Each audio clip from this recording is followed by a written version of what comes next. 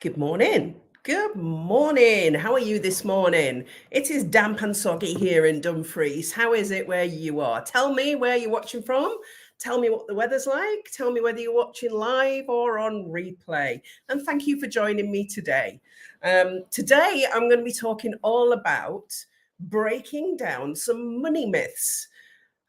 So for those of you that have known me for a long time, I talk a lot about money mindset. Today, I want to talk about that, but I want to really focus on money myths that are currently winging their way around the internet, etc. So for those of you that don't know me, and why wouldn't you, I'm Mandy Nicholson, and I'm the Creative Genius Consultant. I'm an artist, I'm an author, I'm a creative retreat owner here in Scotland, which is Drake today. And I help creative women to launch, grow, and scale their business and make more money from Malawi. Wow, welcome. Lovely to have you. So, money myths. Let's talk about money. Money is talked about more today than it ever has been. It was a real taboo subject when I was growing up. My parents didn't discuss money. Money was this secretive thing that everybody had an opinion on. Things like money doesn't grow on trees, and rich people are bad people. Money doesn't make you happy. All these myths, and you'll have been hearing those since you were small. These form your money mindset. Well, there's been a big shift in that on the internet today. You will have seen loads of advertisements on your newsfeed, on Facebook or whatever platform you're watching on, talking about 7-figure and 8-figure coaches and 10K months, and setting standards for people of the wealth that can be earned today. Now, what I want to be really clear on is most people won't make that. It's a very small percentage at the top.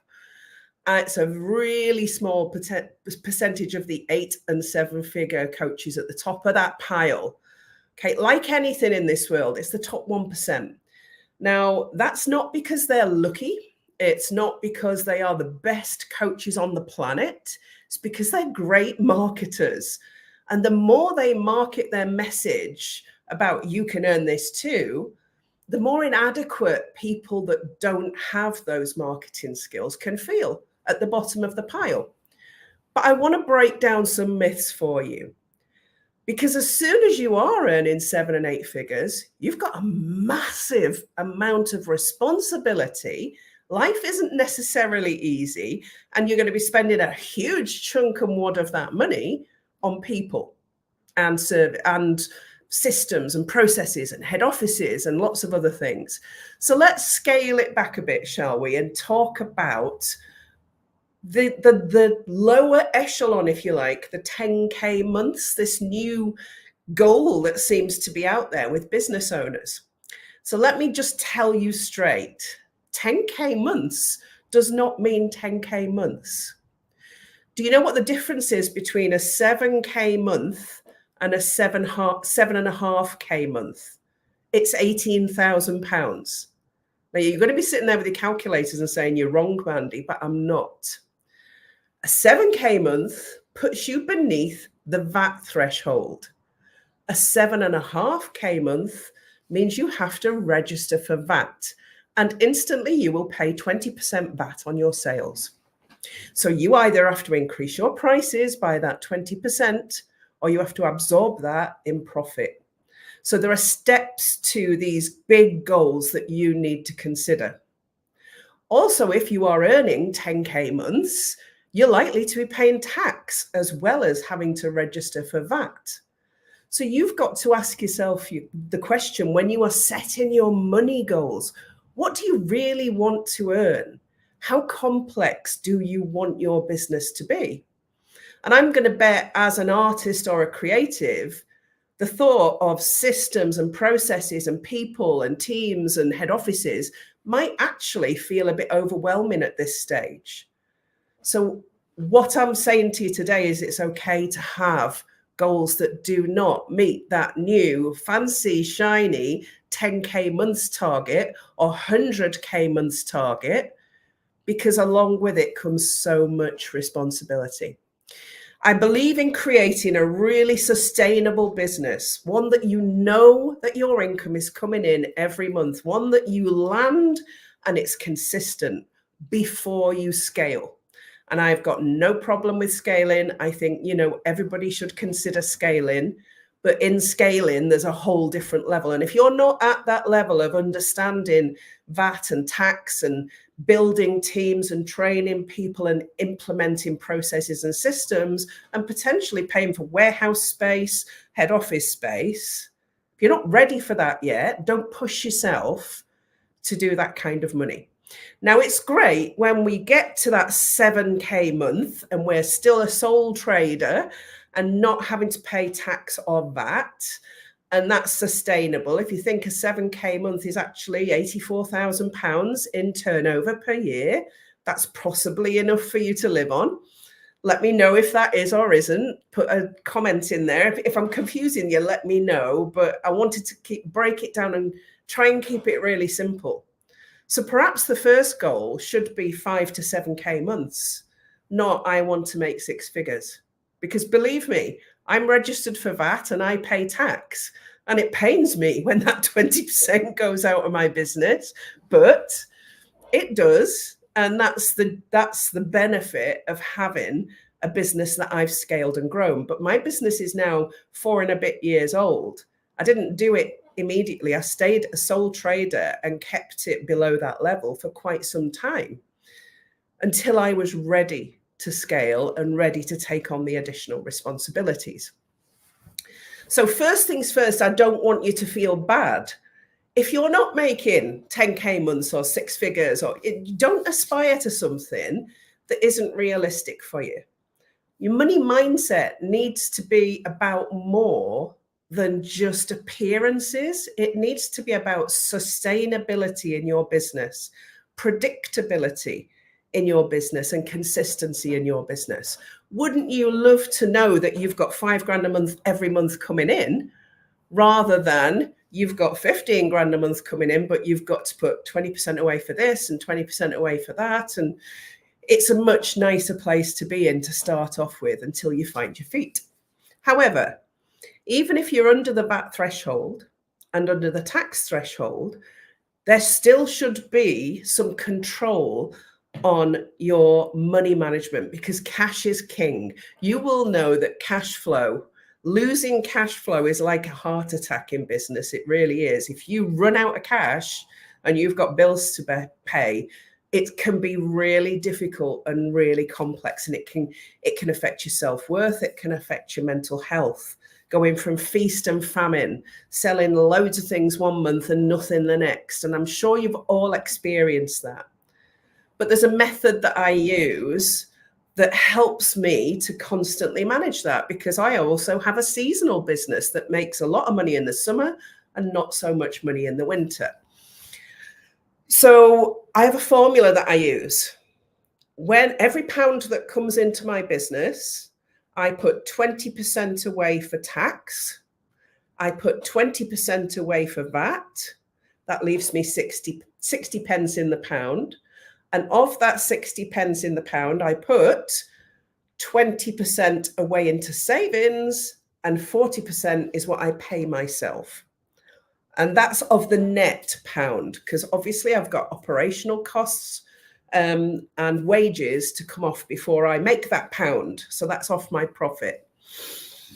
So that's what you need to understand with money. Sales are not profit. Profit is your bottom line.